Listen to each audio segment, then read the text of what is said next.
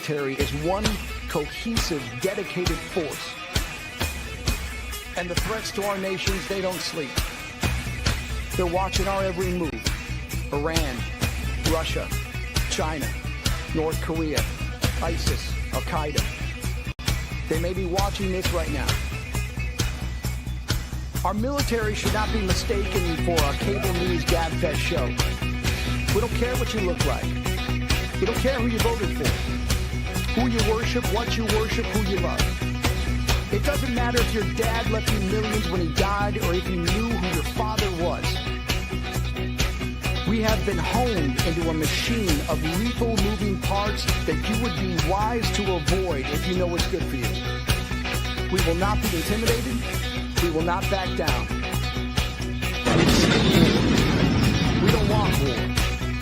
But if you want war with the United States of America, there's one thing I can promise you, so help me God. Someone else will raise your sons and daughters. Make it clear that the views expressed by our host are not considered the official stance of NBR views. Remember, this is all about having fun and enjoying the ride. Find us on the web at mbradio.us. Military Broadcast Radio, the station that's giving veterans a voice. Find us on the web at mbradio.us. Welcome to Beyond the Headlines with hosts MJ and Terri. Each week we put today's news into perspective. Tune in Mondays at 7 p.m. Eastern on Facebook, X, YouTube, Roku, and Amazon Fire TV, or anywhere you get your podcasts. MBR, giving veterans a voice.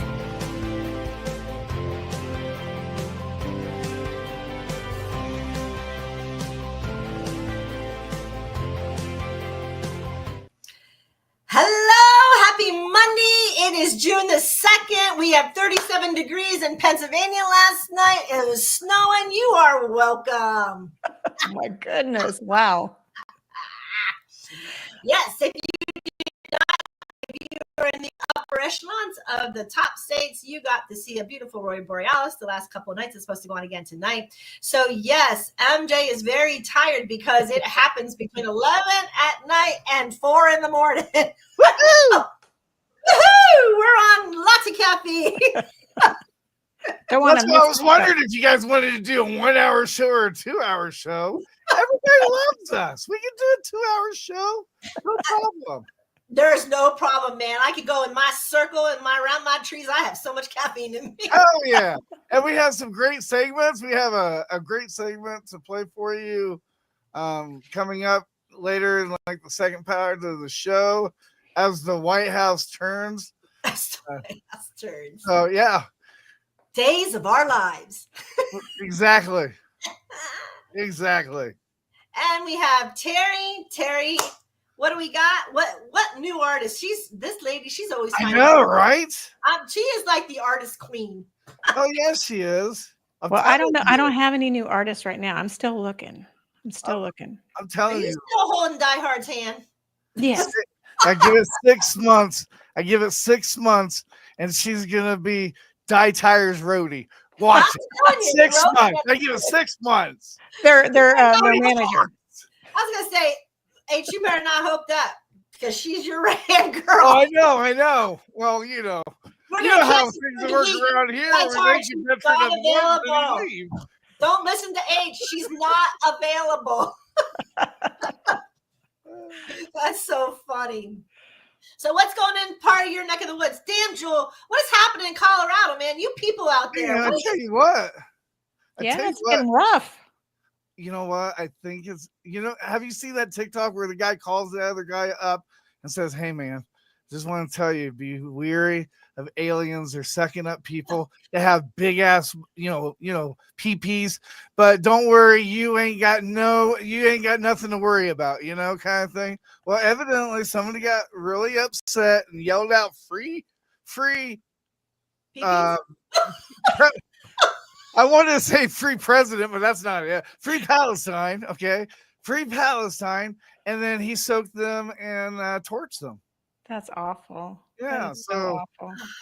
I told my friend Danny, I'm like, maybe he's just upset with like the measurement of the PP. I don't know.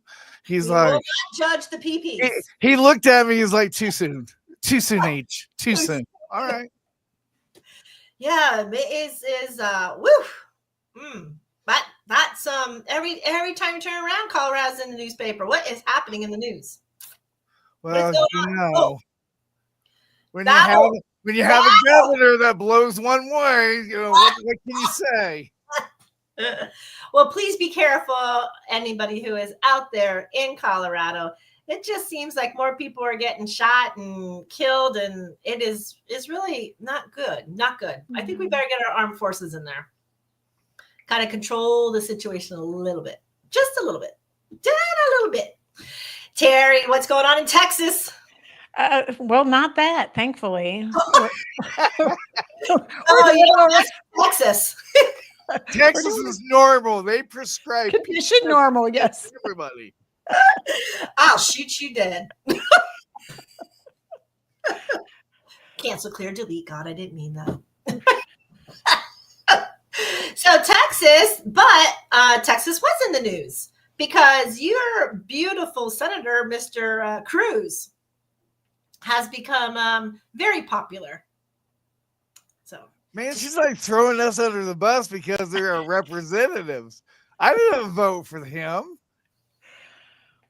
Well, you're not in Texas, man. Well, I know that. I know that. Hey, quack! You're not. You're not in Texas, my friend. Or is that Toto, not quack? Toto. So no, I like Senator Cruz. He's making things happen. You know, I believe that all senators, if it's the voice of the people, then I believe that our people who we employed for those positions by voting, that's our employment, that they should do as they are suggested, not as the grand total of everybody else who thinks that they should have good thoughts or bad thoughts or their thought programming for serving self, not serving for others. That's my take on the politics. So you see, Joel, we should have, as the White House turns, as Colorado turns, as Texas turns, and then, of course, you know, Pennsylvania has to be in there somewhere. Oh boy! And let us at the end of the year, our goal is to get all of the 50 states in this one little like turning circle. This whole thing. Well, no, because I can't justify anybody else. I have to just justify what I know, and you have to justify what you know. So, if all the DJs, you could come on with your beautiful hairpiece there and going, and as the world turns in Alabama, what's going on? And as the world turns in California, what's going on? See how that works? How unifiable we could all be by as it turns. As it turns. As it turns. As it turns. Yes. Well, I was calling it as the White House turns when Biden was in office. So I feel like ever since honestly Obama, and I think the reason why I felt like that ever since like Obama is because when did Facebook come out? Facebook came out about around the time as Obama was. Yeah, so of course Obama's going to get bashed on social media compared to Ronald Reagan or anybody else because there was no such thing. Can you imagine what they would be saying, though, if we did have Facebook during the Obama time? Dude, can you imagine what they were saying about George Washington? Woo! Or Clinton, Nixon. Oy.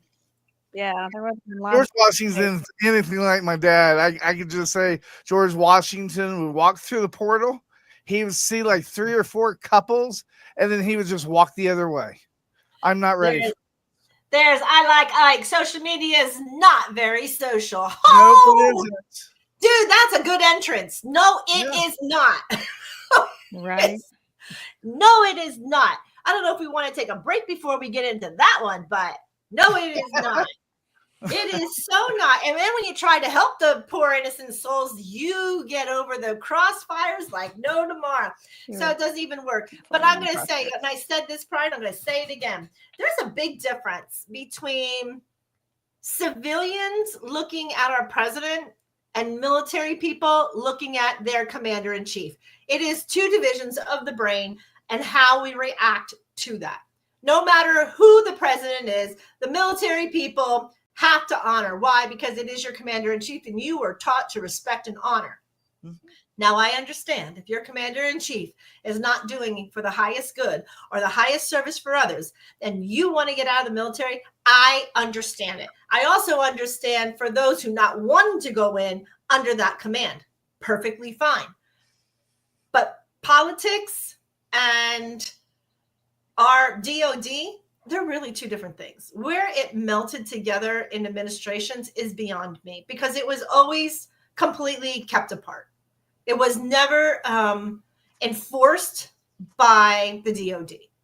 So how that happened, I don't know. But I do know that I never preferred Biden, never really preferred him. However, what I do, come on, Dad, come on in. He's my, Yes, come on. I love him. He's my biggest fan. Come on, Daddy. There he is. Damn, Joel, he's better looking than you. Ouch. That apple fell far, far, far from that tree. Look That how sucks. handsome he is. What happened to you? You not here? Yeah, I can hear. Okay, all right. Don't worry about the mic. Okay, there we go. We have master training today, man. PNH, he's master. The master. Now that my dad's by my side, I gotta watch what I say now. I don't know if that Saturday Night Live skit that I was gonna do is so great. We'll see. Keep him on the right and narrow, sir. Keep him up there. So you guys, this is my dad, David Hunt. This is MJ. Hello. That's Nice who to you meet keep you. talking about. That you're like her big fan. Oh, I see. Yes. Okay. And then this is Tracer. Hi. Hello. Oh, Welcome. I welcome you. Yes. I love it that we have a controlling force over H Train tonight. I love that. That it just makes every day. It's almost like a socialist environment. It's almost there. Does he have the fork below on your leg? You know, as I said. So where are we from? What? Where are we from, Dad? Where are you from, Dad? Oh, Kokomo, Indiana. Beautiful. Have you lived there your whole life? Yes. Well, when I got married, after I retired, me and the wife, we moved to New Mexico for her health. Uh-huh.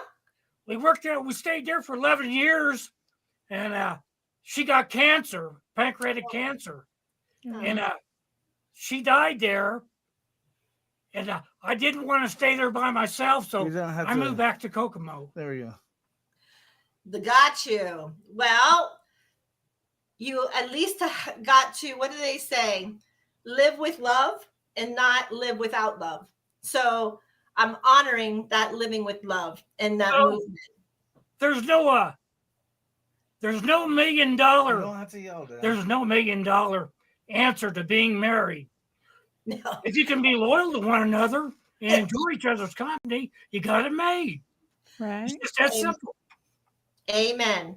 I always say, allow them to have free will, allow them to do and allow them to explore, because, you know, that's them. If you try to control one or the other, it's not going to work too well. No. You found it. You found it very well. And I'm very proud of you. And I'm really happy to see that you're here with Joel. Are you staying with Joel for a little bit here? Oh, I'll go back. I'm going to go back Sunday, back to Kokomo. Okay. All right. I like it here. It's beautiful country. Yeah. Yeah, it is. It is. We know where Gas City is. Ike was telling that they live near. Oh, yeah, Gas Ike. City. I like Ike. Okay. Yeah, Gas City. There you go. So what did you retire from, sir? General Motors. You don't have to yell, Dad. Okay. I had graduated from high school in 1966. Nice. And I worked at was even the born. for a while. And I got on at General Motors, but I got my draft notice right after high school. I got it. Yeah, I got it in October. I graduated in June. I got my draft papers in October, and I went into the 1st of December of 66. What did you do while you were in? I was drafted. I was a field cook for 3 months, and I was a cook the rest of the time in Nam. That's what I did. So, Oh, wow. tell me about that, because I get that you were a cook, but man, when you start looking at like MASH and you look at these pictures, I know MASH wasn't, it was whatever, but you get the idea of how just the sound of fireworks, the sounds of guns, the sounds. I mean, I can't even imagine trying to peacefully cook Well, and having that around me. How did you Well- keep focus? to be very honest with you, I was 18.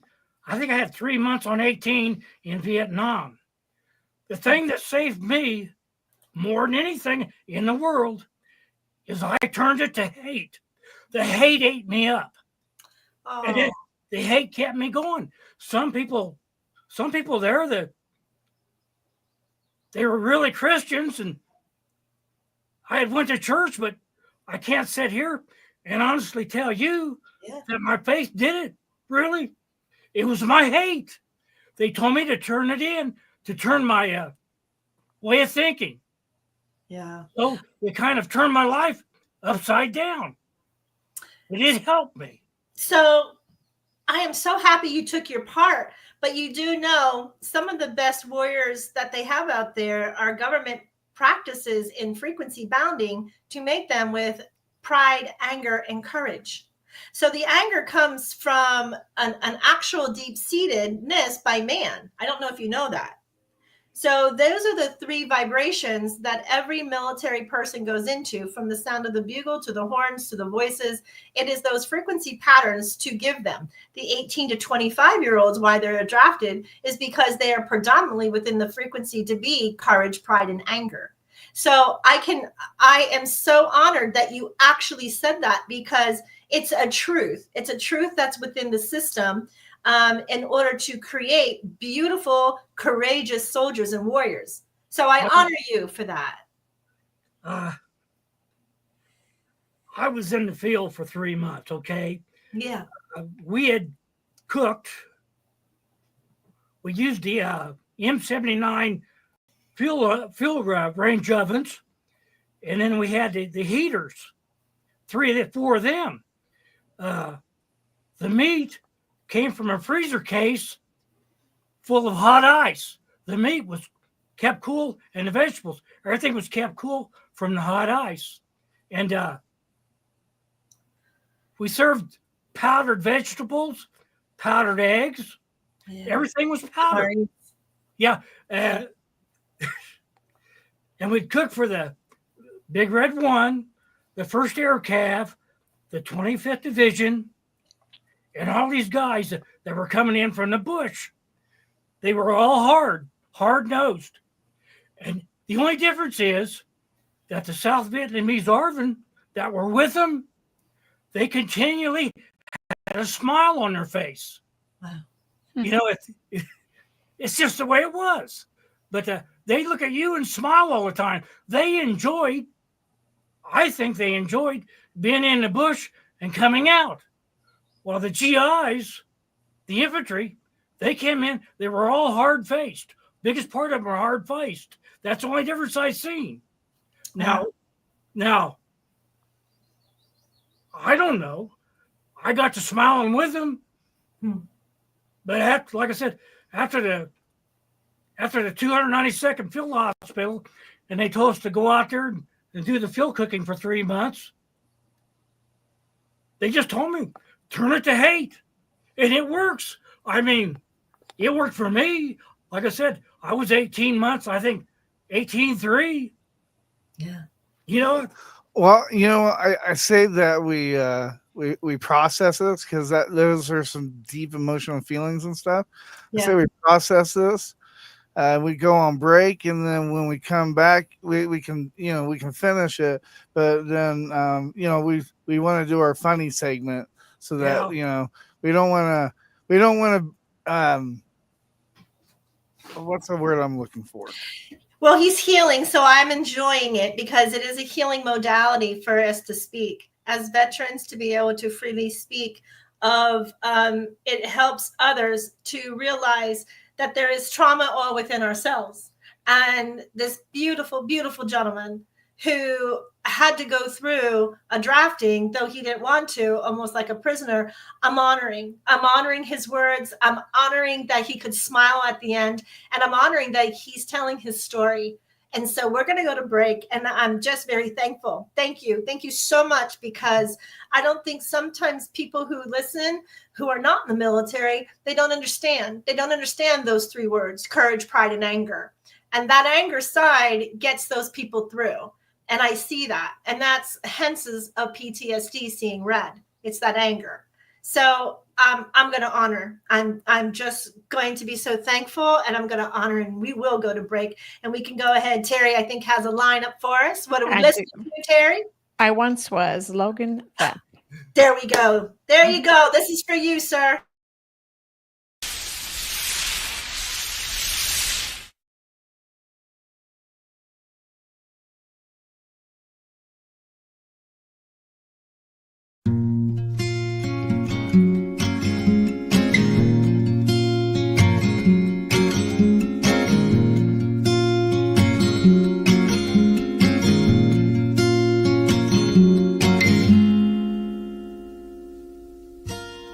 Consequence, so wonderful to see you again. You've not shown your face around here since the last time I was in too deep.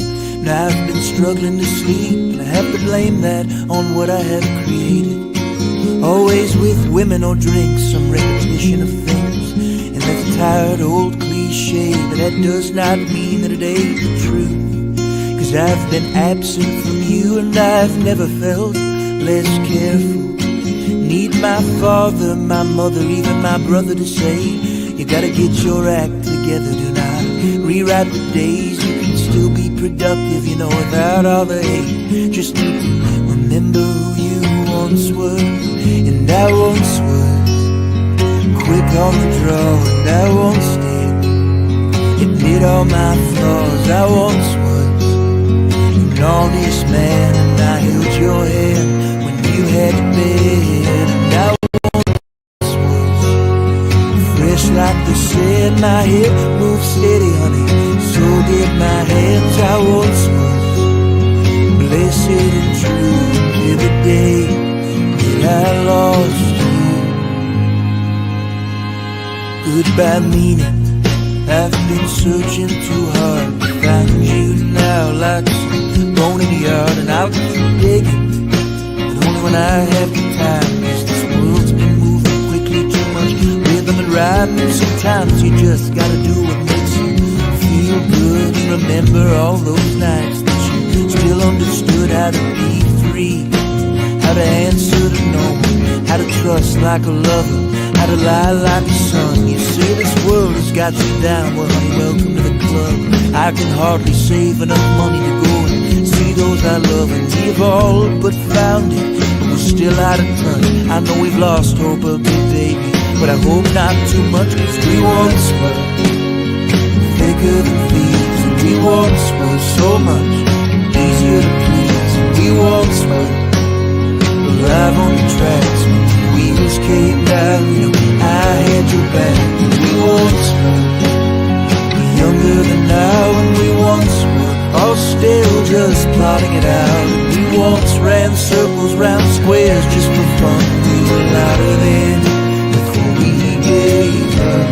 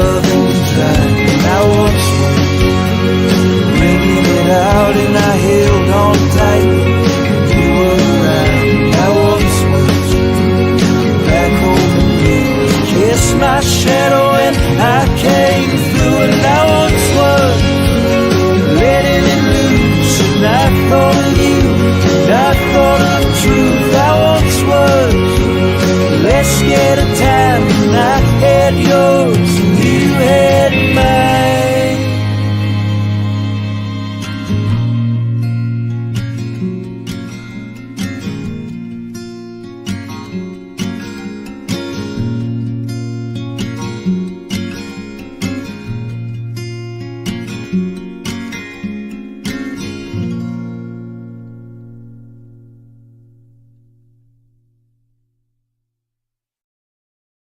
The station where our veterans' voices are heard, MBR Talk. Hey, thanks for tuning in. Welcome, Quack. Program are those of the speakers and do not necessarily reflect the views or positions of any entities they represent. The web at mbradio.com. Hey, welcome back. Welcome back. What you say there, H Train? I said, welcome back. That was almost like a welcome back kata. Like a welcome quack, but I remembered that you had PTSD with that damn duck, so I said welcome back. And look at my sister. She loves it. She did. I go, oh my God, don't tell him that. She loved it. She did. So, I'm not going to go back into the subject, but I want to honor. I'm honoring today because Military Broadcast Radio, this is what this is about. This is allowing voices. It's allowing the rehabilitation. And the only way you can rehabilitate is you can talk. You must talk. I didn't mean to sound like I was cutting you off, Dad. It just, as a son, it's hard. It's hard because I see I see the pain that he has the same as the pain that I have. In fact, I told him now that, I've kind of put two and two together, that like I understand now where he's going through, because right now the Iraq veterans are going through the same thing the Vietnam veterans went through, Yes. And, I feel for you guys. I really do. Yes. Shout out to Bliss. Hello, sweetheart. Welcome to our suave here. So thank you, Joel. Thank you for allowing Military Broadcast Radio to do exactly that. Just thank you. And what an ancestral heritage, what an ancestral line. Maybe somebody might want to say enough's enough, though. We did our due. Or maybe it is that way in that family ancestry, and that is also good. However it is, know that whether that old cliche, that apple did not fall far from that tree. And that is a beautiful, and thank you, both of you, for I got his damn luck. It's funny, he said that 1966. I go, oh, that's just right there by my birthday. I was just swimming away. So, all right. So here we go. Terri, what's in your news today? Well, I don't really have a particular topic, but I did see something on TikTok that I thought was very interesting. Okay. And it was about a man and a wife, and they were talking. And she said, what do you think when I say this? So one of the things she said was, boy, there's been a lot of rain. That grass sure is high. And she says, what do you think to the husband? What do you think when I say that? And he said, I think that you want me to go out there and mow the grass is what I think. And so then she went through some other scenarios, and she said, well, what do you think when I say this? And he goes, that you want me to, go pick up the house, or whatever the case was, it was something he was supposed to do. Anything she said, it was like a duty he was supposed to perform. So what I really wanted to talk about was, communication is so important, and how we say things and how we qualify or quantify what we say is also important. So if she just wanted to say, man, it's been raining a lot, and didn't really have any need for him to go out and mow the grass because it's gotten high, she just was like commenting on the weather. Say, I'm just commenting on the weather. I don't need you to do anything. I'm just saying it's raining a lot. The grass is really growing. And so she really needs to just quantify it and say, I'm not expecting you to do anything. I'm just making conversation. And so that's why I think it's so important that when we say something, we think about how that other person might be receiving it, because they're taking it as a task. They're being tasked to do something and not just having a conversation with somebody. And so that's really what I wanted to bring up, because if I would have brought up the clip, you would have seen the whole thing where she gave him 10 questions, and every one of them, it resulted in him doing something. Very interesting. Is that a conditioned pattern by man? I don't know, but I tell you what, when my wife walks into the room and says, honey, I was thinking, or, what would really look good, you know what we should do right now? It's a task, right? She says it's a task. These beautiful women have truly, now think about it. Now, this is going to be a wow moment.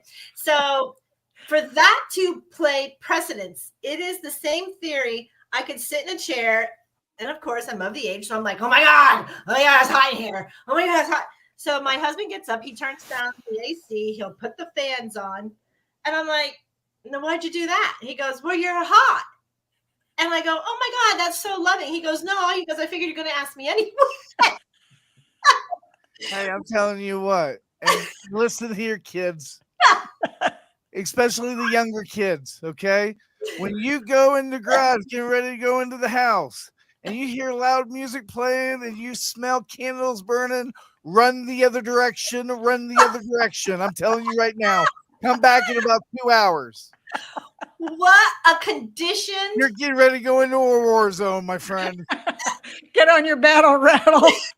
Women have conditioned men in a pattern so much that it's simple. And it's like these words, and now their mind just thinks. And it's like, but I didn't ask you to do that. I go, I could have got up if I go, but I just figured in 2 minutes it'd be over. Why should I exert more energy and got my hotter? And he goes, well, I was trying to be nice. So I go, okay, well, you're flipping it. I like that. And I go, and that is why I love you. And so it's different. But tell me, and I'll bet your dad will say the same thing. He was trained to do things certain ways. And so were you, right? Because the men ran the house. The women just told him what pants to put on. I'm convinced.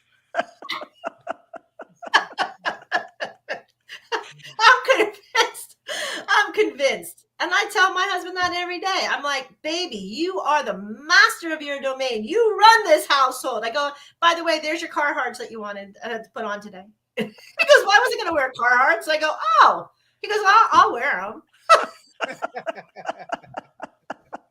Oh my God. So I love how you balance, and that's what it's about, balancing. Really, it is about balancing, and it's about mutual admiration, and it is, and you have to laugh. You must laugh. That anger piece has to now go away because we're not in battle, and now we are just a balancing fool who just loves to have fun and laugh. And that candlelight and music, Joel, that is because she wanted to woo you, baby. No, that was because she was trying to chase away the farts. I know what that was. Cassie, I'd kick his ass when he gets. See, my husband knows if I play loud music, he's ready to party. He'll come with a beer. He'll go, here you go. I'm like, all right, now we're partying.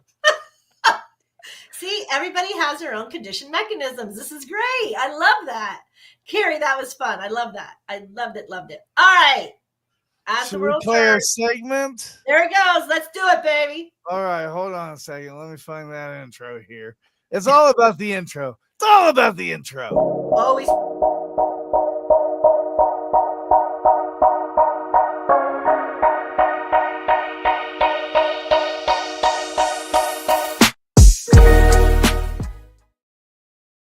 All right, ladies and gentlemen. Hey, buckle up, people.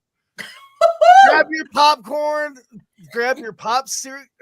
Hold on. I got that. I'm reading the script. All right, folks, grab your pop secret popcorn, because apparently we're not just popping popcorn in America. We're popping national secrets like it's the 4th of July fireworks. Show run by toddlers with clearance badges. So here's the drama this week as the White House turns. Our very own national security advisor, Mike Waltz, decided to make history by achieving the world's first classified group chat fail.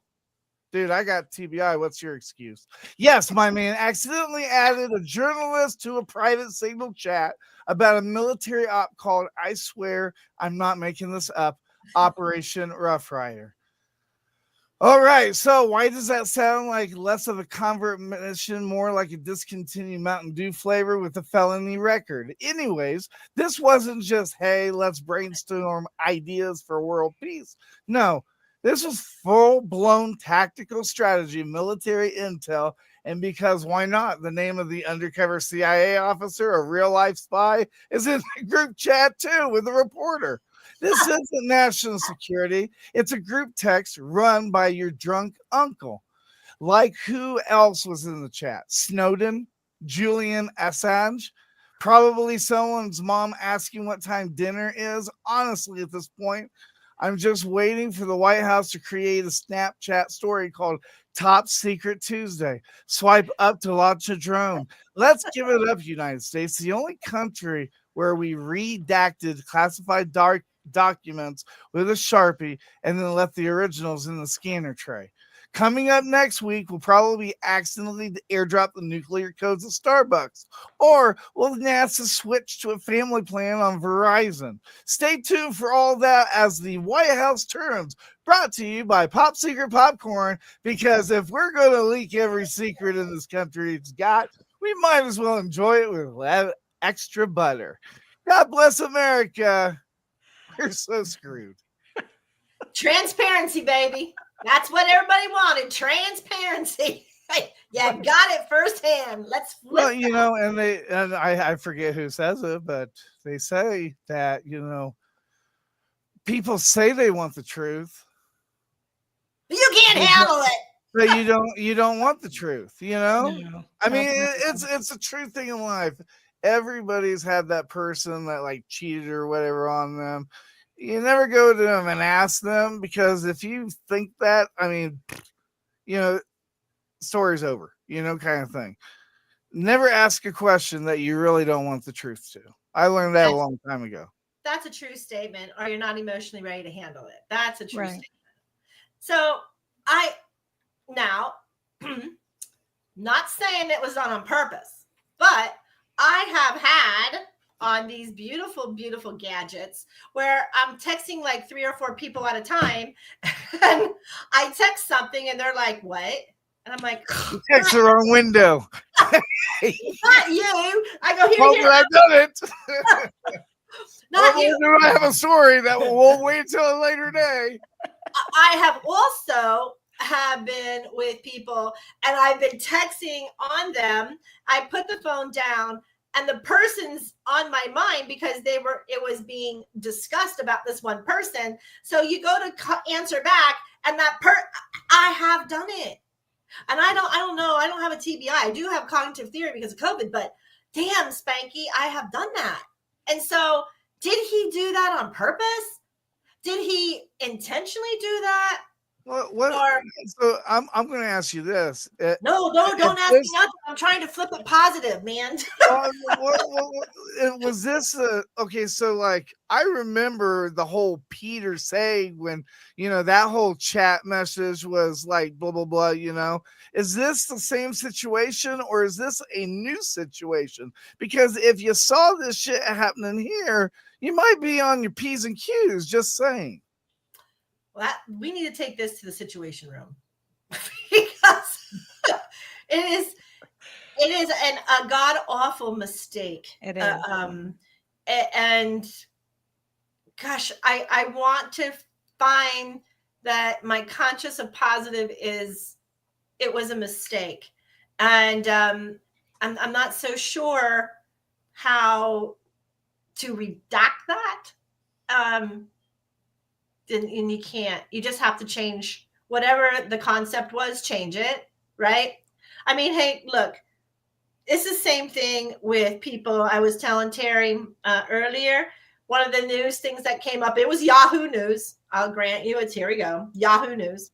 But it was an awareness. And the awareness of the Yahoo News was that your Google Drives, your Google Mail, your cloud, and Facebook, all of those tied into one another. Keep saving your stuff to cloud and on the internet that you don't even know where you're saving it. And now they have all of that information because supposedly the Chinese has hacked it in. And according to Mark Zuckerberg of Facebook, that that it had been hacked. And Facebook, I guess, is linked to the cloud somehow. I don't know. I don't use it. And I also know it's linked directly to Gmail because they're trying to reinforce positive identification with everybody. So all of these things, your Instagram, your Facebook, everything needs to start linking into one another for positive ID. And that way they can control man a little bit easier, right? That's my flip for whatever it's worth. That's my flip. But please know out there, your cloud is not safe. It's kind of like Alexis and whatever the other one's name is, Siri. Siri. They're not safe at all. And they are recorders for Big Daddy listening. And we all know this. They were supposed to be marketing to help assist to make life easier, to you're inquiring about something, and it's supposed to be there. So there's good in every bad, and there's bad in every good, is how you look at it. It's perspective. So in perspective, I choose not to have them. I mean, I was in common intel. I mean, that's my thing. We were never allowed to use any kind of form with our eyes, it was just no, our facial recognitions, it was just a no, period. And so we were taught out in the beautiful desert that during our red flag procedures and tactical procedures, that we would get caught with the digits to actually gouge our eyes out. That's how we were taught. Now, that's pretty sick, right? Even that was in the 80s. Think about that. That's 85, 86. So that alone is going, look at the technology, the advancements that was there that was not made for public awareness, right? Pretty sick. Transparency. Here we are again. So, I wish I had that commercial. There's a commercial going around on TikTok, Instagram, and all of them talking about, it's like breaking news, big story, and then it's like, okay, slow down. This is AI. And then, they're just, they're going through all these different things, talking about, AI is getting so good. AI is very good. AI, I pity the children today with AI. They are not even going to be able to understand what is real and what is not real. That envision. Can you imagine 1,000 years from now, archaeologists digging up all of our stuff and they're like, what is real? What's not real here? I think I can't even figure it out. It is that blinding where people don't understand that. And that's pretty sad because you can have a casual conversation and somebody's going to say, oh no, I saw this. And they did see it. And it was so realistic. They want to point that out going, oh, it's real. It's real. I'm telling you, it's real. It's the human nature to really believe in anything and everything. It's one thing I was telling my dad, think about this. Everybody's the same. Okay. When somebody brings you a pill like Advil or Tylenol or anything like that, do you ever question it? See, always, they bring you medicine. Hey, you have a headache. Here's 2 Tylenol. Oh, thanks. Here, take this. This will make you feel better. Oh, thanks. Like everybody does that, just like, hey, everybody, if your password is going to be the same password that you use on all your social media, on all your Google, everything, that's just a known fact. It's stuff like that. And I still can't remember it. That's true. Hey, I don't even know. Who knows mine? I remember my girlfriend's phone number from elementary school. I can still remember it. I still remember mine. Those beepers. Wow. I remember all those numbers for the beepers too. I know. They were very important. So why are passwords important? Is it the functionality? Because my children, I mean, I call them children, but they're not. They're 30 and 32. But they remember those passwords. I'm like, how? I go, I would have to carry like a bajillion lists because one only wants 6, one wants 8, one wants 12. Who's remembering these things? Not me. Well, one of the reasons why they have a username and a password to anything isn't so much about the trust thing.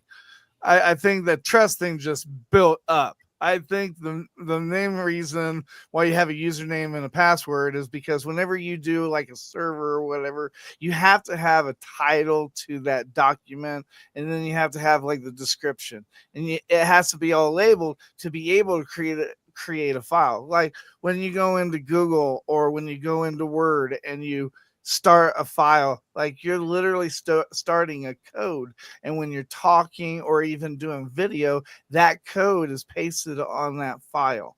We don't see that file because courtesy of Steve Jobs and Bill Gates, with Windows and stuff, you can hate them all you want, but they made our life a lot damn easier. I know there's no way in hell that I could do DOS. There's no way in hell I could do DOS because it's so hell. I remember when we had the Commodore, my dad spent 15 minutes on a coding thing, and it just gave us a sentence. Oh, the dog ran. And I looked at my dad and I'm like, are you shitting me? We spent all this time for one damn sentence? He's like, go away, I'm doing my homework, kind of thing. I did a whole semester just to draw a character on the computer screen. That was my senior year. Computers were introduced to our school my senior year in high school. And one whole semester writing the code so that I could make a Pac-Man, not the little bitey guy, but the little ghost duties, pinkies. So, and I could make him go across the computer. And it was only a sketch. It was no color, no nothing. Just a sketch of him going across. It was the worst headache I ever had in my life. Binary coding. So yeah, I get you. I get you a lot.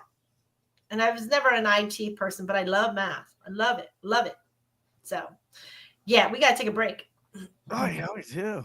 Yeah, we do. We just talk and talk and talk. Damn. Terry, what you got for us? We got Dallas Alexander to a hero. Oh, I love him.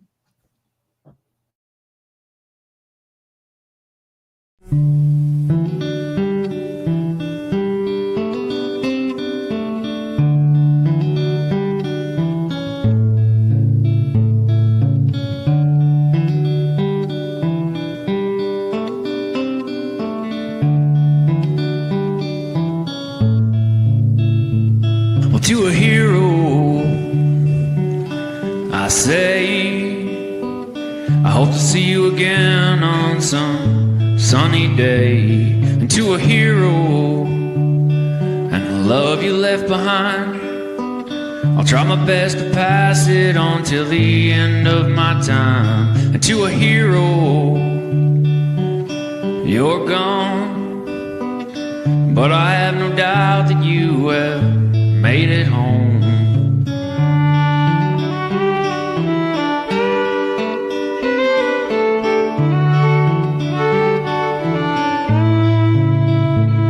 And to a hero, taken way too soon, over there in that dusty country, an Afghan afternoon. To a hero, and the little one you left behind, I hope he grows up with your passion, I'm sure he will with time. And to a hero, a warrior through and through, you were taken way too early, what can we do? Well, we can try to keep your spirits alive, we can try to be nice, we can not take for granted all the beautiful things in our lives. We can be the change we want to see, and we can listen to the wind pass through the trees, and speak the words we know are true for our heroes. This is what we can do.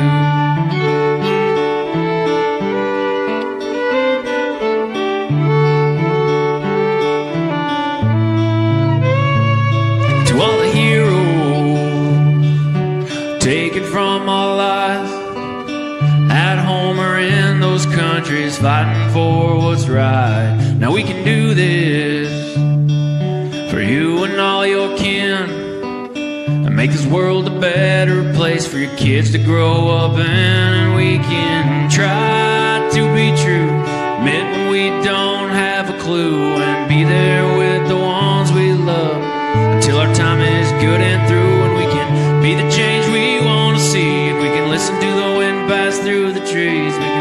Speak the words we know are true for our heroes.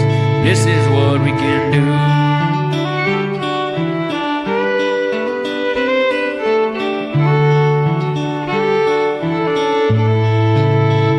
Yeah, we can try to keep your spirits alive, and we can try to be nice. We can not take for granted all the beautiful things in our lives. We can be the change we want to see, and we can listen to the wind pass through the trees. We can speak the words we know are true for our heroes. This is what we can do.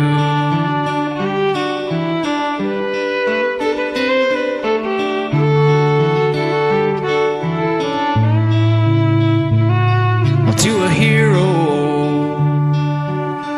I say, I hope to see you again on some sunny day. All right, to a hero. The station where our veterans' voices are heard. MBR Talk.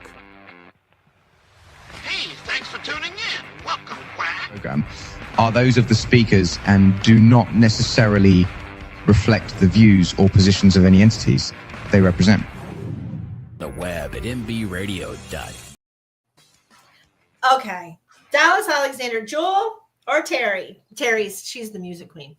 I want so bad to have an interview on 2Cap with Dallas Alexander and Crow, which is Third Class, because when I listen to that music, it is so inspiring, so elevating, so just heartfelt.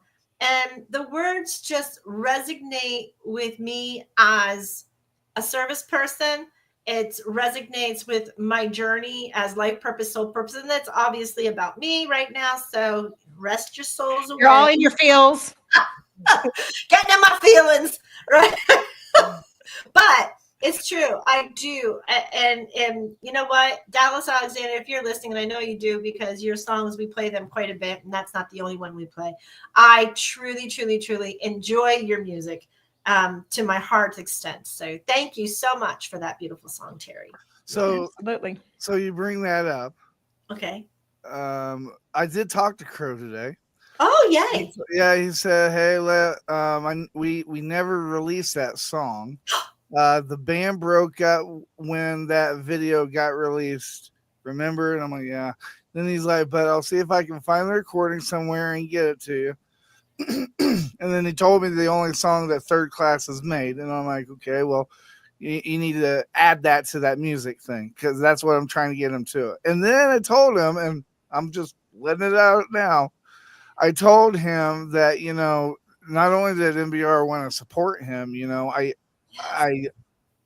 has a great music, and that's what we're all about, is supporting that voice. Yes. I told him that I asked him, and you'll love this, MJ.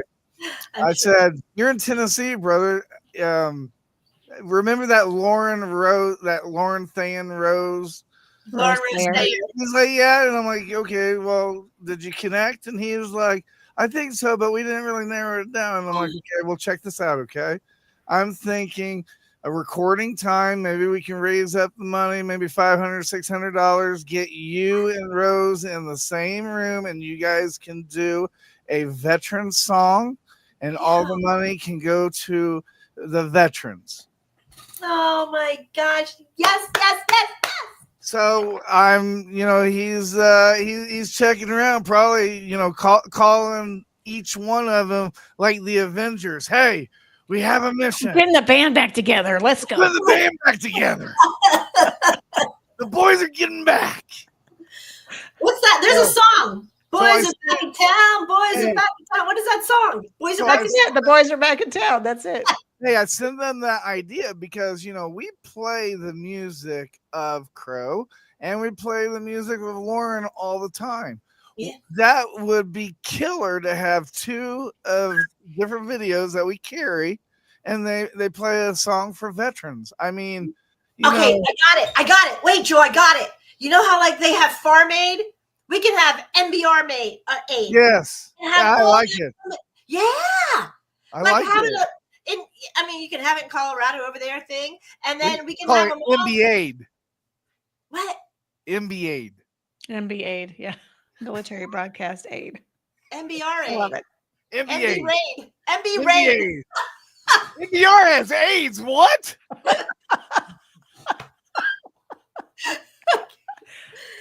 They're pretty promiscuous, those MBR people.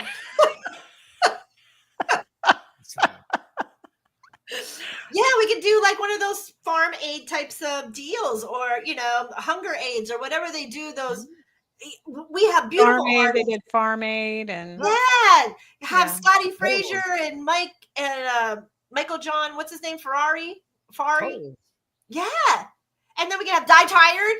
Terry got that in the bag. Hey, you know what? I tell you, I was talking with somebody today because I was telling them.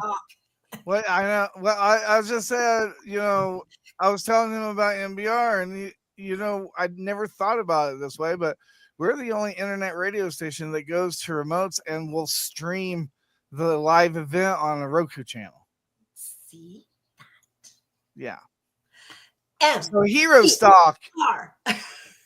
Right. Let's look. Hey, Jason, what are you doing? invite us to come. Invite all of our hosts to come and support you.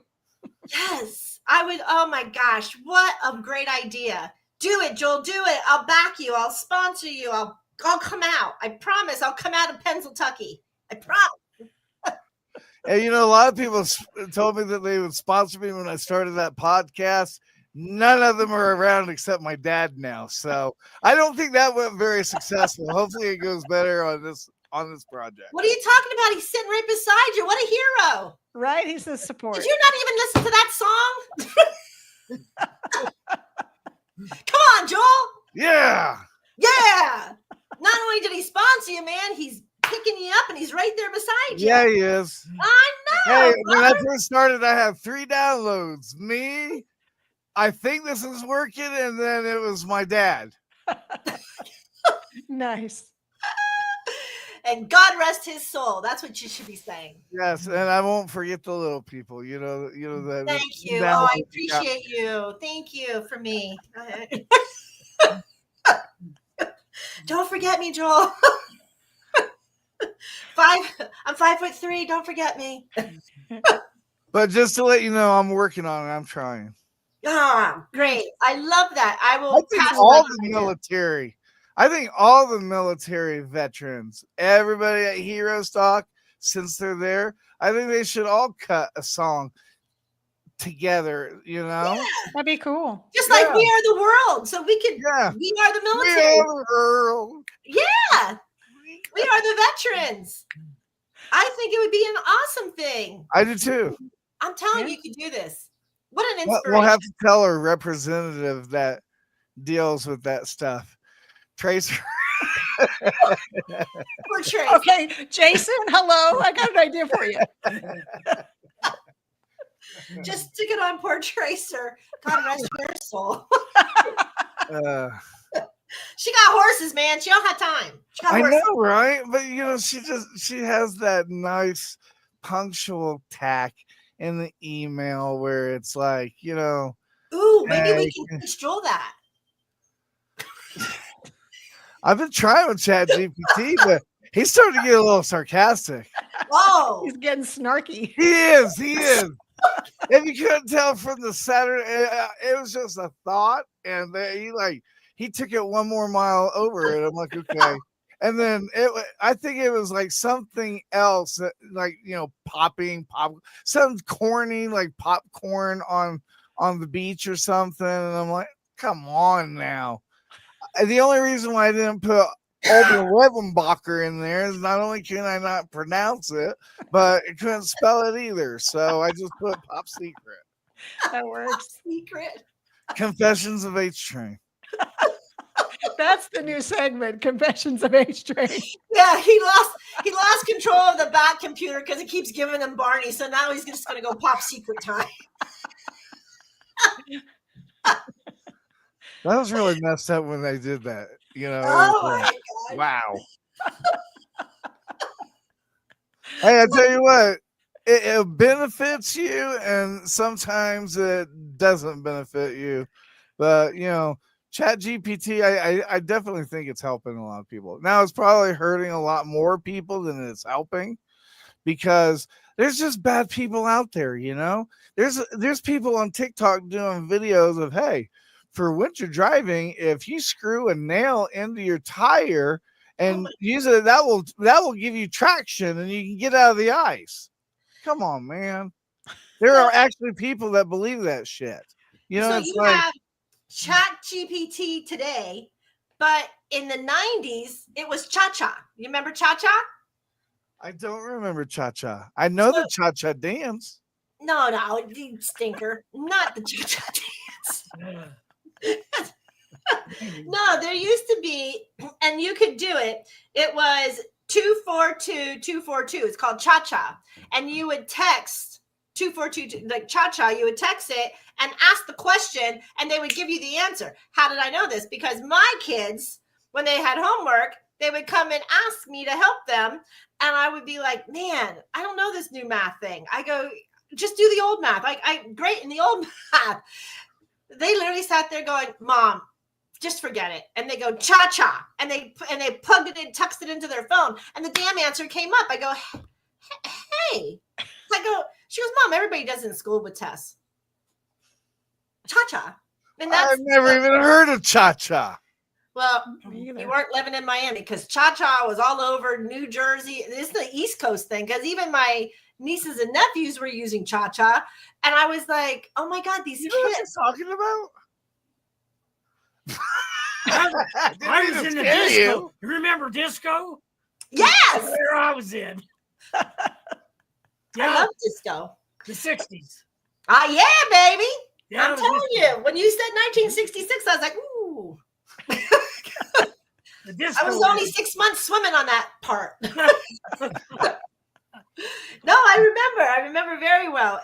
I had older brothers and sisters, so the baby, I got to tag along, you know, inappropriately to a lot of things. So yeah, but it was called Cha-Cha, Chacha, and I think that's what Chat GPT is literally like fascist out of, like fashioning itself out of, not a fascist, but fashioning itself. I can't say that word either. Oh my goodness. Right. I was like trying to say it too fast. Say it, Joel. Fashioning it. I can't even say Overwhacker. Supercalifragilisticexpialidocious to you.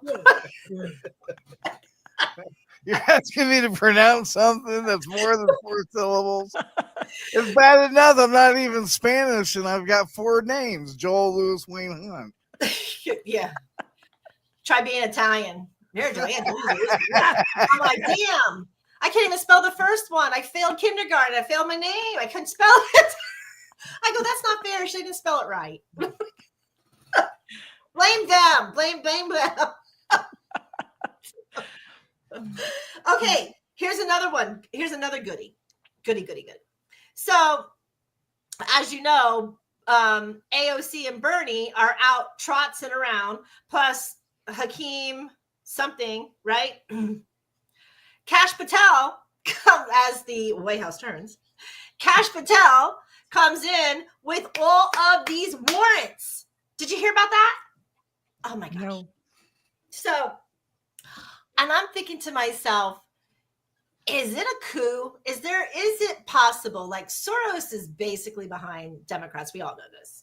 But is there a coup truly still within? That's a question I always ask. And why? Because if you allow segregations, or if you don't allow bipartisanships, then wouldn't that be a coup? Like, you're always like with them, or you're always trying to get them?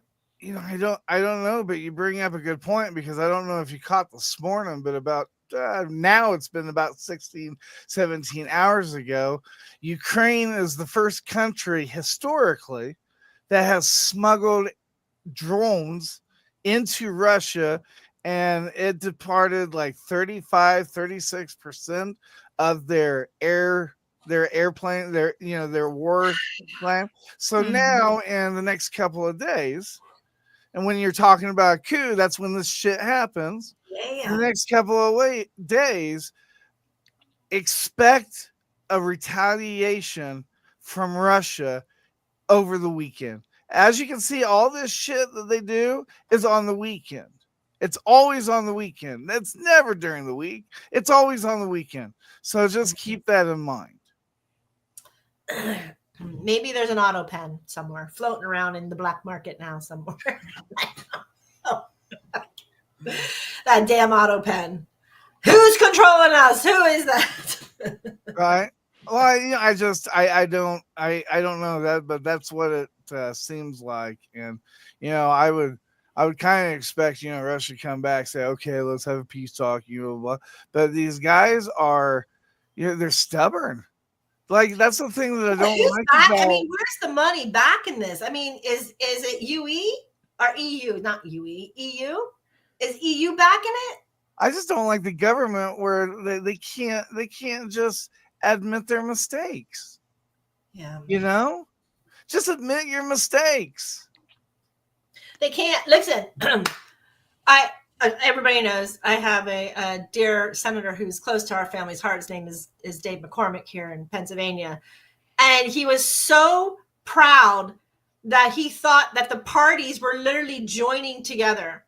And he created this huge announcement about a bill that was passed and he even named the senators on the bipartisan that assisted in passing the bill. The tricky part of the whole thing was it was originally the bill that started in the Biden administration. So now why are you fighting yourself? Why are you fighting a bill that you already asked about? And then to make it worse, you go to give them congratulations, and then you have people who are not even a Republican on it, just kicking the man in his face, kicking it down, kicking everything he says positively. There's no flip pattern. So then I quietly ask, when is everybody going to actually be happy about things? Because this was your bill. This wasn't part of this administration. This was part of your bill. Back that you all didn't get done, right? So when is everybody just going to be at peace? When is everybody just going to be happy and have beautiful things coming out of their mouth instead of resentment and ugly words that is starting to be a very big trend? And I don't like it. You can't even say anything nice or tell somebody you really need to get some help, because this is just anger and rage and flood. I mean, paragraphs just flooding of negativity. I don't like social media anymore. I really don't. I'm finding it, you can't navigate it freely. And I don't. And I always tell people when they ask me, I go, I don't see things like that because I go to certain people's pages. I don't like news feeds because I go, there's so much anger and resentment and ugliness, and interpretation is by ego and by unconscious heels. And that just doesn't work. It doesn't work for anybody. People put their feelings on Facebook posts, and it's not a damn diary. Yeah, well, and I'm learning that. I mean, I can admit that, and that's the reason why I speak from experience. And I'm saying what people do is they post stuff, and then when other people respond to it, they challenge them, then it depresses them or they block them or anything like that. Yeah. Social media isn't to share your thoughts. Social media is to share like family photos or, I don't want to say meals or hamburgers or anything, but we know everybody takes pictures of those. Those are usually better to do than, well, why don't they make bee batteries? Nobody cares. You're getting me hungry. I was in Jersey. Beautiful concept. You're making me hungry, so I'm thinking about it. They have a store. So we worked all day to get a bridal shower this weekend done. And at the very end, of course, because we're all a bunch of hippies, right? We partake in having, some people had a cocktail, some people had other kind of cocktails. And a half hour later, now we're all starving. 10 o'clock at night, 10:30, whatever it was, right? After working all day, there is a store and a restaurant that is called munchies. God rest their herbivore souls. Everything that you could think of a munchie, they have on that menu. And I was gonna say, does munchie mean the same thing there as it does here? Because munchie for us is low-fat yogurt. It's like ice cream yogurt. You just made MJ very unhappy. I'm gonna cry. What is, No, it's mac and cheese with truffle. It's cheeseburgers. It's real munchy food. Good stuff. It's the good stuff. It is. It is. that doesn't age well. Okay, my fault. I probably took it a different direction. I'm sorry. Okay. Yeah. Wow, man. Yogurt. No. Do I look like I eat yogurt? No, that's the company here in Colorado. It's Munchies. So I didn't know if it was the same. Oh no, they have it. I'm telling you, those people are Herbers because they had it. They nailed it. They nailed the junk food, man. And it was so pleasing that I talked about it the next day going, I just need to get high so I can just go get that mac and cheese. That's all I wanted to do. And I'm okay with it, but not until 7:00. Like I can't handle it till 7:00. I'm not a big handler. I would never be able to live in Colorado. I'm not a big handler of that. But 7:00, it's like my ritual nighttime. Anyway, Master Mike over there, Master Hunt, I want to ask you something. That's not you, H-Train. You sit back. I want to talk to the master. I wouldn't say that, but So, Master Mike, let me ask you, how do you find Colorado in compared to where you live now? oh my gosh. Oh. I raise fruit trees. No, we're not talking about Jewel no more. I'm just in the second week of May, I lost my apricot tree to a frost. That's how I feel about the cold weather there. I mean, the cold weather is still in the 60s there. I'm figuring maybe when I get back, they'll actually get to 70 and stay that way during the week. That's what I'm hoping for. So you it's prefer cold. not to have cold. It's cold. Yeah. It's nice here in Colorado. It's nice. Yeah, it's almost like people here in Colorado don't like Colorado because it's cold. It's like, why are you in Colorado? I tell him I don't understand why he went to Indiana, but like Indiana has way rougher winters than Colorado. Really? Oh yeah. Oh wow. I wouldn't have thought that. Pennsylvania winters are tougher there than Colorado. Dude, I tell you, it was 37 degrees last night. My Chihuahua, she couldn't handle it. She's a Florida dog. I had two sweaters, a blanket, and she's still shivering. And the poor thing is like 14 years old. I'm like, she is just not built for this. She's just not. What are the wind chills like? The what? The wind chills. We have last night. That was bad. Last night we had about 15 mile an hour, and to do astrophotography, you have to really get on top of the mounds. They have a really nice in Cherry Springs. It's a photography place for night. It's the one place, and here's the joke. So it's supposed to be no light pollution, right? It was made because it is the darkest spot actually in all of Pennsylvania. I can't remember, in all of something, like not just Pennsylvania, but I think the eastern side here, it's supposed to be the darkest area, no lights. Dude, we're trying to shoot like star trails, and we're trying to shoot the Milky Way, and we're trying to shoot the Aurora Borealis, and the car lights keep coming in there because everybody in Boone Hill, I think in Pennsylvania, was there last night with these car lights. And so all the poor photographers really didn't get good pictures because the car lights. So yeah, it was. And even the rangers, I guess that's what they're called, the state rangers or the state foresters, who are supposed to park rangers be there to do their job.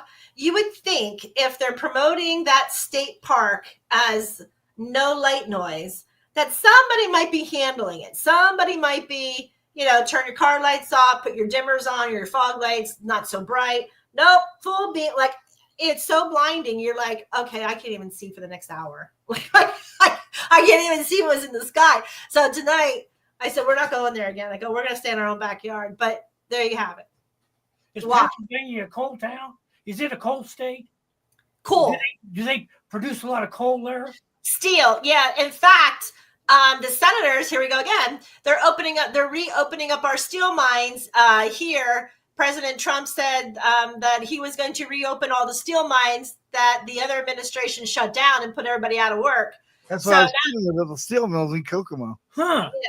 So they're opening up the steel mines. The coal mines have never really, some of the coal mines have shut down. More coal mines in West Virginia shut than here because anthracite is part of one of the fuels, to heat the homes. So there's a lot of coal burning, oil burning, wood burnings. So, but steel, where I was born in Danville, little history, we were called the Ironmen because the iron was so much that we were known at Kennedy Van Son, the warehouse or the factory there, making the T-rails for all of the railroads. So all of the railroad tracks are known as T-rails, and all of that iron ore came from a little place called Danville back in the 18-something when they started running trains.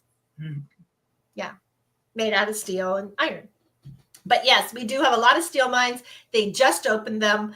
So there's going to be a lot of people who are going to benefit to go back into jobs and back into work. So that's really, really good. And since Michigan is opening up their cars for manufacturing again and bringing them back in, then those two those two states will barter and trade, as well. Yeah. Very nice. Yes. Yes. So I was just curious because Colorado, I mean, I love Vail. When I go, I love to go skiing up in Vail. And, I'm a skier who has perfect out attire. And I sit by the bar in the fire. You're welcome. I'm like, yeah, let's go ski. And they're like, MJ. I'm like, nah, I'm going to sit right here. 28 broken bones. Trust me, I'm going to sit my ass right here. And I am the perfect snow bunny. I engage and I talk to everybody. Uh-oh, he got quiet. Do you ski? I like Colorado Springs and Steamboat. They're in the old ways. They're cowboy towns. That's what I call them, cowboy towns. Yeah, there's a lot of history out there, gold miners. And I heard that they're going to start opening up some of those gold mines out there. Is that true? Nah. Well, it could be. Colorado they're growing so fast. They're opening up their interstates, all the tunnels. There is really big money here. There really is. Yeah. That's why Joel's there. He's the big money guy. He's a big money guy. Go after it, Joel. Go mining. We need some gold, buddy. Yeah, that's really helped me in the past, let me tell you. Go for 4 grants. Yes. Welcome, Quack. Welcome, Quack.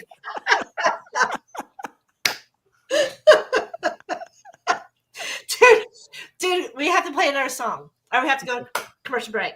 Okay. You guys, you're listening to mbradio.us. This is Beyond the Headlines. Do you want to play a song or do you want to play the commercial that they made us for the Paramount Plus? I love it. Let's do that. There we go. Here we go. Welcome to Military Broadcast Radio, where veterans and first responders find their voice through the power of radio. From inspiring shows to live music streaming, we're creating a supportive community for our heroes in uniform.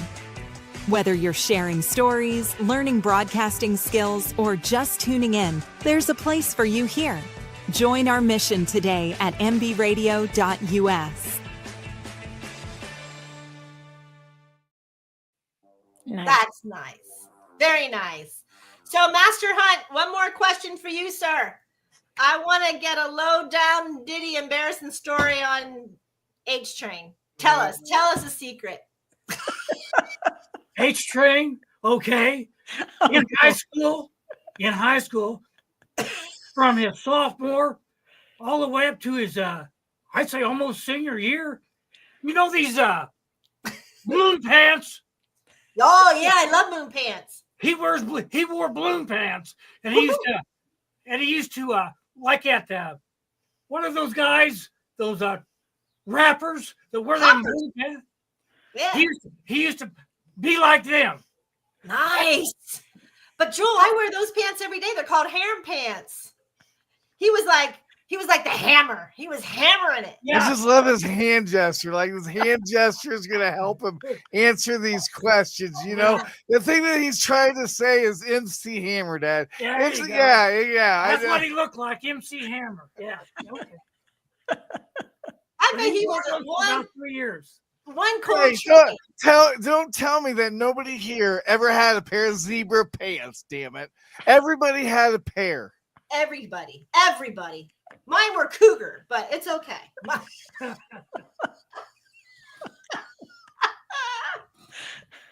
He used to dress up like a clown. I can't say that because what MC Hammer's pants were, Dad, they were actually Thai Vedic yoga pants, and I wear them almost every day, believe it or not. So I'm with Jewel in this one. They're comfy. They don't hold the jewels. Get it? They don't hold the jewels tight. I just knew they were big pants. Yeah. Sometimes you can't go into combat in Vietnam, especially if it's so hot. As I say, sometimes you gotta go commando. They were such big pants, he could put all of his ammunition in them babies. You watch my pistol. Oh my goodness. Okay, I love it. I'm sorry, Joel. Am I picking on you too much tonight?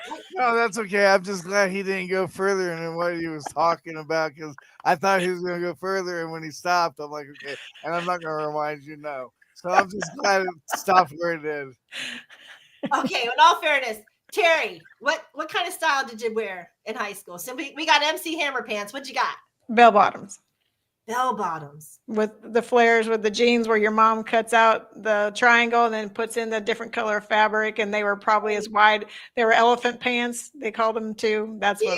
Yeah. 60s disco era. Oh baby, I had big hair. I mean, mucho grande hair when I graduated. I look at my, I go, is there an actual person underneath that wig?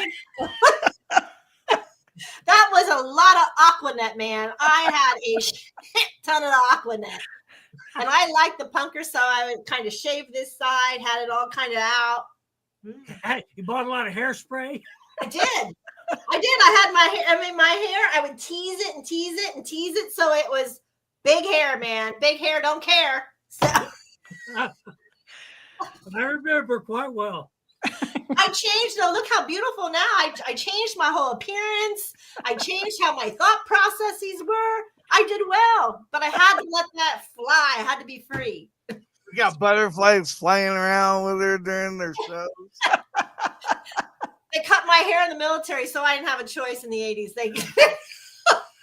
I was no longer big hair. In fact, I'm going to tell you a secret. In fact, I'll even show you. I think I have a picture somewhere. As soon as I get the boxes unpacked of those, in the military, I was at Keesler, and I would braid my hair tight because I always had mucho thick curly hair, and it was always puffy. And in Keesler, it was so hot, and even down in Lackland, it's so freaking hot that we didn't have humidity in Pennsylvania like that. And my hair just within seconds, it would be a puffball. But then I'd have it always braided. And on the weekends, it was always at the tech school, they always had like a fun time where they always had these things. And we were allowed to as women, our girls were allowed to let our hair down. So I was like, yes. I'd spent hours trying to unbraid this long, it was almost down to my butt, my hair. Goodness. And I was trying to undo it. Oh my God. No lie. I looked like Rosanna Dana. I bet you did some Temptations too, didn't you? Yeah. I can hide shit in it, man. And no, everybody would like their face. I remember looking like their face because the guys' doors were across the thing. And they're like, Lynn, I'm like, yeah, man, it's it's the real me. It's the real McCoy. I have to find it. I have my fatigues on at the door at this massive hair. And I saw that picture and I was packing up in Miami. And I just started laughing so hard going, now, what was I thinking about that? No, really, what was I thinking with that big hair? Because it took hours to comb it out and tease it and whew. Yeah. I think sometimes we all do stuff that we don't think about. Oh shit, this is gonna take a while. This isn't as easy as I thought it would be. My father used to tell me in high school, you can't make, he would watch me put makeup on or do my hair. And he goes, he used to call me Popcorn. That was my nickname.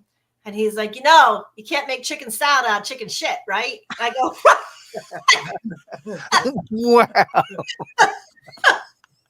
That was his boomer, wasn't he? I bet he was. He was a boomer, wasn't he? He was what? A baby boomer. Oh, yeah. Oh, yes, he was. He was. Yes. I mean, my family was big jokesters. My pop, he would always tell my grandmother she was the older woman because she was born 1 month older than my pop. And now both of their brothers, my grams, they were drafted. They both, one was in the Navy and one was Army. They both died over there during the draft. But he used to say, he goes, I married an older woman for a reason. I said, yeah, why is that? He goes, because they're supposed to outlive us. They don't have the stress that we do. And he goes, yeah. And he goes, she's really causing me stress. He goes, because I bought her the perfect birthday gift and she never used it. And so I swore I would never buy her anything else. And it got dead silent. And I was like, well, what'd you buy her? Because of course, that's the next question. He goes, well, I bought her a cemetery plot. He goes, she never used it. That's the kind of family I grew up in. I just like it. You gave me a new statement, a new word. From now on, MJ, when somebody tells me something and I'm like, instead of saying you're full of shit, I'm gonna say, you can't make chicken salad. Chicken salad out of chicken shit. Yeah, there you go. I'm gonna know that, kind of like you're on like a bad sunburn or a bad rash. I like these statements. We were talking about words the other day because I one of the words that I use, and it's just a 60s, 70s word that I always use. I'm like, oh my God, that's so gay. It means it's fun. It's, it's out there, and especially my genre, and they're like, you cannot say that. That is politically incorrect. I go, well, who was throwing Flintstones? Shut up. Politics in there? I was. Right. Yeah. Freedom of speech, but you can't say that. I go, oh, that's sad. Do you know how many children's shows had that in it? That's sad. So sad. So sad. Anywho, so folks, we are at the 1.5 hour mark. We need to make decisions. We're going to solve all the world's problems right now. We are. Because we're going to have MBR like a farm aid, but it's going to be MBR aid. Write that down, Joel. MB aid. MB. Because we can't say MB raid. Why? Because MB raid, that would not go well. Let's think of the PR stuff here, okay? So we have to put MB aid. Okay. And military broadcast aid. How about that? Yeah, then we can Yeah. do that. Yeah. Okay. Yeah. Okay. So we're going to do that. We're also going to have all the artists come through. So we're recapping. All the artists are going to come to this aid thing, hopefully, cross our fingers, hope to die. Right. And maybe if we're lucky, we can get as many DJs as we can to introduce these artists so that they have. That'd be awesome. Right? They have their little You have their own concert. Yeah. Without hero stock. That's right. This is so fun. We want hero stock to be a part of it. Yeah, we'll let them organize it. We want them to be a part of it. Yeah. And what would be really freaking cool is to have Master Hunt there and have others from that era and that genre and tell a little clip of a little story. You have X amount of minutes and in between those music things. And then this is why we do what we do. Man, this is veteran brilliant. stories, veteran testimonies, stories, whatever. Yeah, that'd be cool. Right. You're hearing it firsthand news. This is best news ever beyond the headline. Yeah, we Ever. brainstorm online, everybody. We never talk to each other individually. And the other side of the thing on that, both of you, ask any veteran, ask them. Now, this is completely on the other side of the heroes and all that. Ask them if they know anything about the LBJ. Now, Lyndon Bird Johnson? Huh? Lyndon Bird Johnson? Oh, what? Lyndon B. Johnson. Yeah. What is it? Ask any veteran you come across at that time if they know anything about it. Now, this is completely on the other side of the regular stories. This is completely on the other side. Yeah. Ask them, do you know anything about the LBJ? Just ask anybody. Okay, well, tell us the answer, damn it. Well, you did. If you pay attention to the White House drama, it's a transparency. He's talking about JFK, right? No, LBJ. LBJ. What about LBJ? Give us the answer. Do they know? Do you know what the LBJ is? Yeah, just tell us the answer. I feel like I'm talking to you. You calm down, Joel. You calm down. You calm down, Joel.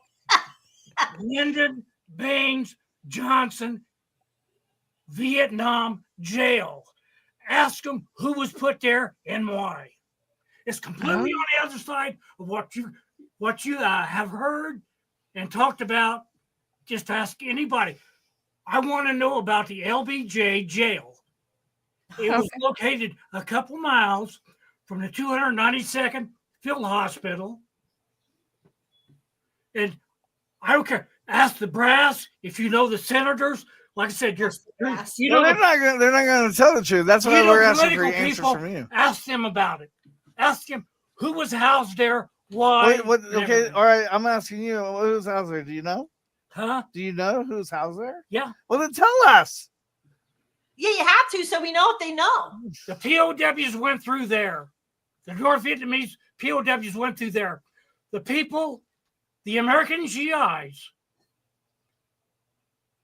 the druggies, the people who had PSD so bad they went nuts, the guys whose wives had divorced them while they were over there, they went nuts. If they couldn't get away to get back home to Thailand or Bangkok, they went nuts. And they put them in a jail because they went nuts. They did everything. Habitual drug users. The what do you call it? The what do I say it? The segregation, the integration issues in Vietnam. At that point, at that time, they were bad. They were buddies in the field. They stayed in their position. You stayed in yours. How can I say it? When they came in units, some of them were like brothers, but in the base units, what can I say? The segregation was there. I'm not going to lie to you. It was there. Yeah. Segregation is a part of judgment.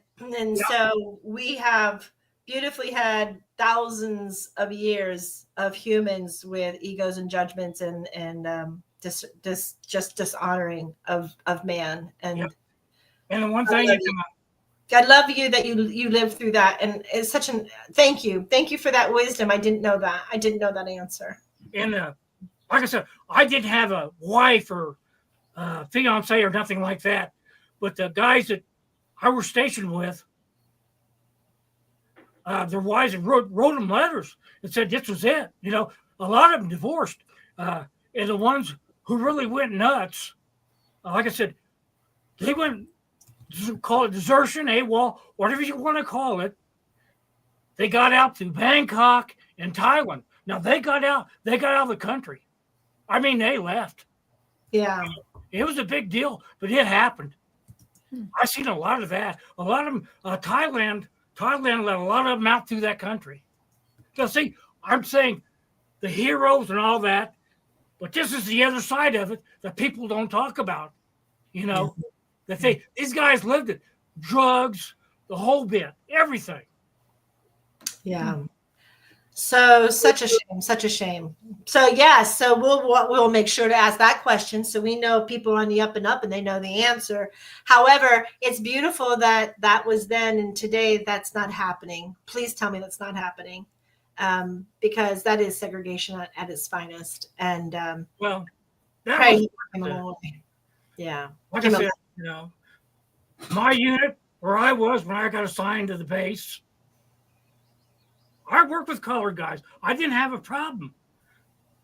But let's be honest. We got back to the barracks. They had their domain. You had your domain. I don't care how friendly you were. I don't know what happened. It was just a split. They had their people they drank with, played cards with, and the other soldiers they did too. What can I say? Where I was, that was the case. That's the way it was. Well, you got to witness all of that, and you're still healed enough to speak about it. That is awesome. I am so honored, so honored. Well, they say, and I'll probably offend a whole bunch of people by saying this. I know I will. That's okay. Your son's wearing a wig, so you can't go too far. My E6. But we got to get going. Okay, I'll make it short. My E6 was over us. You know how wide open the sex was in Vietnam. You know how wide open it was. Yeah, I know. He jumped a water truck, went into Saigon. None of us really cared. I mean, I didn't care. Nobody cared.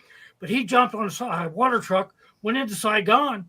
He spent the night with his mama son. But there was one big problem. The Kong, they were around Saigon. They were around Ben Wa.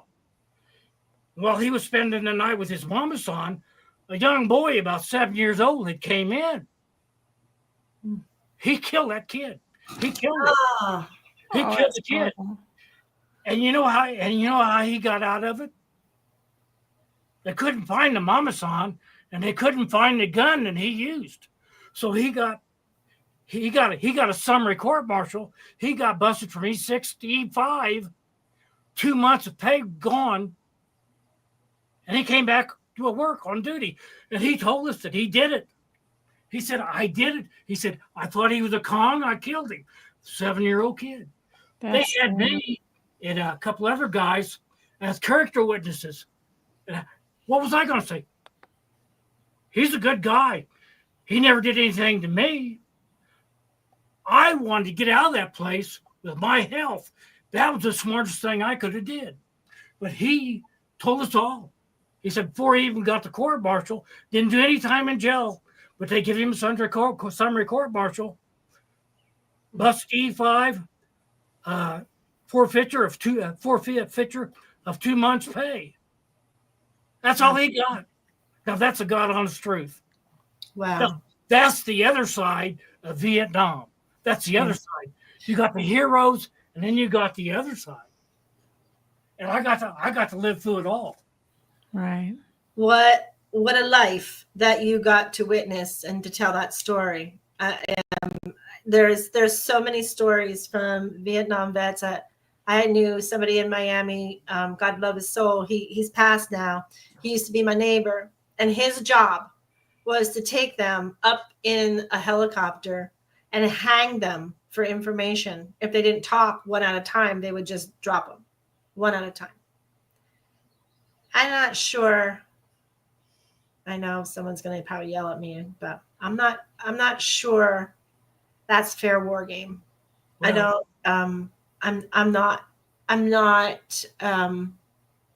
we would have to flip that. I'm not even sure that happens today. And I know there's some things that happen with the SEALs and that are special. I was never so glad I was 18 and didn't have a wife or nothing like that. I was so glad that I seen these guys going nuts. Yeah. Going on drugs and stuff like that because their wife or their fiance had drove them there. And the ones who couldn't get out of the country, they just went nuts. They did. Yeah. My dad will be on the show with us Friday too. Nice. I let him talk because there's a lot of things that I am sure these beautiful veterans from World War II and Vietnam and deserts. There's war stories that doesn't actually have an aspect on the front of combat, but what goes on behind the scenes is just as detrimental and mentally explosive as that of which as PTSD on the actual war front. And some of these memories you don't want to talk about with mixed politicians. Ask them about the LBJ jail. Just ask them about it. Some of them might clam up, and some of them might even tell you the truth. Yeah. Well, when you said LBJ, we thought you were talking about the president. We didn't know you was talking about jail. Long Binh post-Vietnam jail. One of the didn't know about that. Knew about Hanoi Jane. I knew about her. Yeah. How about that one? I was a little young for that. Yeah. Wow. She was there. Well, with grace and honor, I'm going to be listening on Friday because I find you very interesting, Master Hunt, and I'm no master.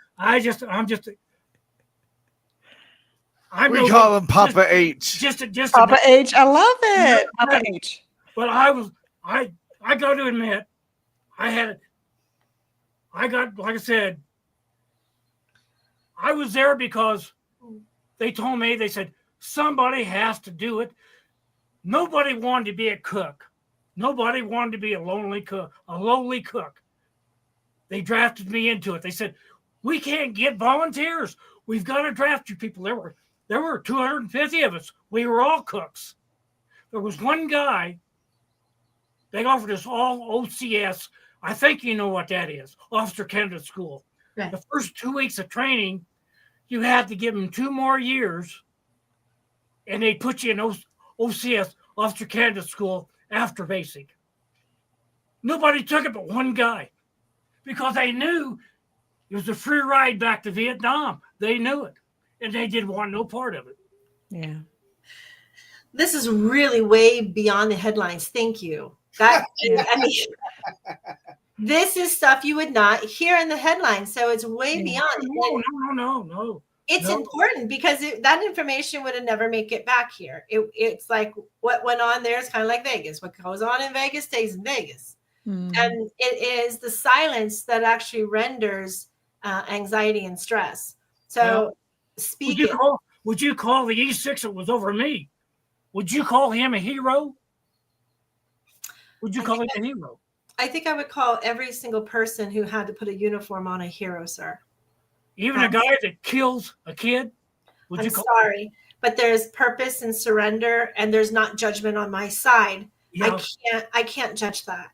Well, and my heart hurts because that's a lesson that both of them are going to have to relive again. And I can't say what he did was right. I'm not saying what he did was right, but I can't sit and judge it. I wasn't this day because I was at his hearing. And I said he was a nice guy, and didn't have a problem. And I was lying through my teeth because I didn't want nothing bad to happen to me. I think I was like 3 months left. If I'd have said what I really felt, I don't know if I'd have walked away from that place. That's how bad it was. Wow. Yeah. And you survived beautifully. Thank God. Father, Mother, God had you protected and brought you back. Well, like I said, I had no wife, no fiance to answer to. I had nothing like that. It was me taking care of me and the guys around me helping me. That's what I had going for me. Yeah. Those guys that were married, I really felt for them because some of them, oh man, some of them, it drove them to drinking and it drove them to desertion. Like I said, politicians, ask them about the other side of it. Yeah. What they say. War is ugly. I don't. Any part of war is ugly, and we just have to honor what our duties are and how we have to respond as our life path or our life purpose to soul purpose. And I honor every single one of you, no matter what road you had to take and the stories that we hear, because nobody explains how to handle tragedy. Nobody tells you how to handle anger or stress or anxiety. It is a personal choice, and it's a personal go-to. But as playing a victim or a martyr, that is only heightens and deepens the turmoil that rests inside of all of us. And that is one thing that these beautiful veterans and warriors, they have a lot of turmoil because of decisions that they made for self-satisfying or self-gratification, which gave them the courage and which gave them that that pride within what they were doing at that moment. And it's pretty sad. And this is why, again, I honor every single person's story, and I honor no matter what, without judgment, because I can't even imagine Vietnam. But we, like I said, there's a good side to it too, because we had our NCO clubs. When you were off duty, you'd go over and drink, and then, like I said, they'd bring Vietnamese bands in on the weekend, and you could listen to the Vietnamese bands. We had that going for us. Yeah. Sure did. I have a beautiful person, ISO, who I've been trying to find, if anybody's listening. I have a beautiful, beautiful friend. His name is Rick Kay, and he is all about the veterans every time. He doesn't care what month it is. He's all about first responders. And I'm very excited to show his show here come August, because he's going to be playing here in Knoebels in Pennsylvania, the park, and then he'll be playing at the big fair. And that's I'm sorry. Yeah, Hero Stock. Hero Stock would be his introducing, would be his pitch to get to the USO, because the USO, they partner with Jason Steiner. So then please pass me the information, because I know that we gave him the forms, we gave him the link.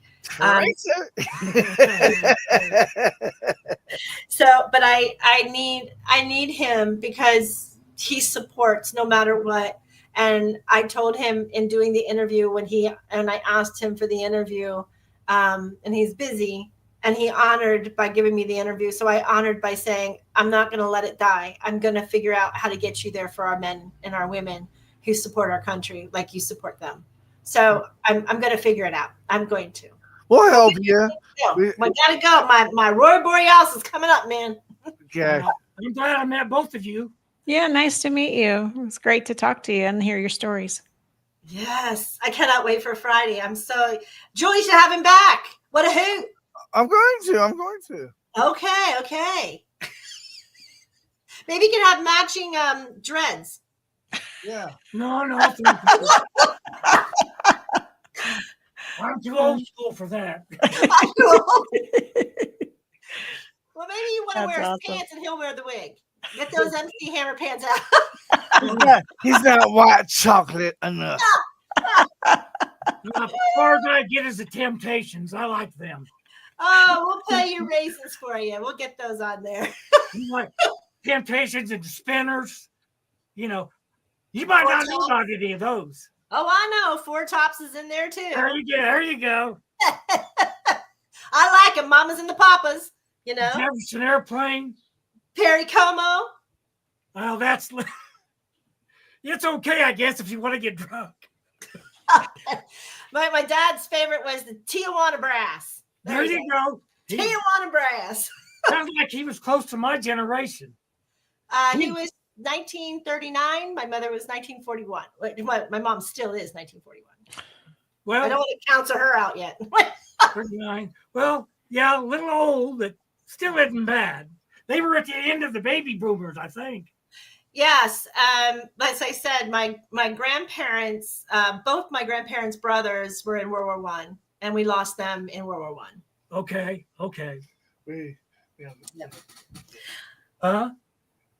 What? I was telling him we got a message from the wife. Dinner. So we've got to go now because she told you that dinner's ready. Exactly. That's right. Dinner. Dinner is served for munchies. All right, folks, this is Military Broadcast Radio. We call it mbradio.us. We have apps, we have websites. We are all over, all streaming social media platforms. Plus on TV, we have Roku and Amazon Fire Stick.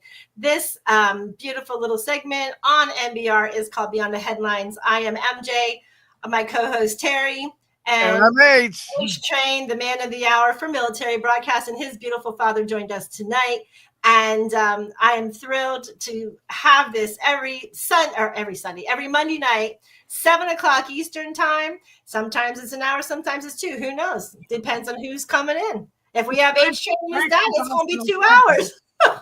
So compliment. That's nice. You're very welcome. So from all of us to you, have a beautiful week. Tracer, your show comes on tomorrow night, 8:00. I'm taking a radio day. Oh, good for you. Everybody needs a radio day. It's graduation, grandkid graduation. So I gotta be there.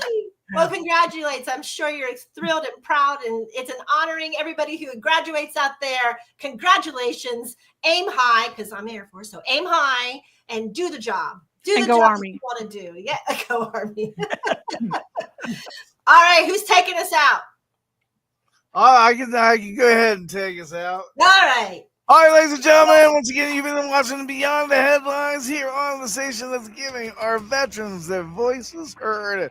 I'm sure I screwed that up, but we'll see you guys next Monday here on MBR. Bye, everybody. Bye. Ladies and gentlemen, thank you for tuning in to Military Broadcast Radio. As we wrap up today's show, we want to remind you that the podcast of today's episode will be available right after we go off the air. So if you missed any part of the show or want to listen again, be sure to check it out. And remember, we're here to support and honor our veterans. Your stories and experiences matter, and we are committed to giving you a platform to share them. That's right. We're here to give our veterans a voice. So don't forget to catch the podcast and stay connected with us. Giving our veterans a voice.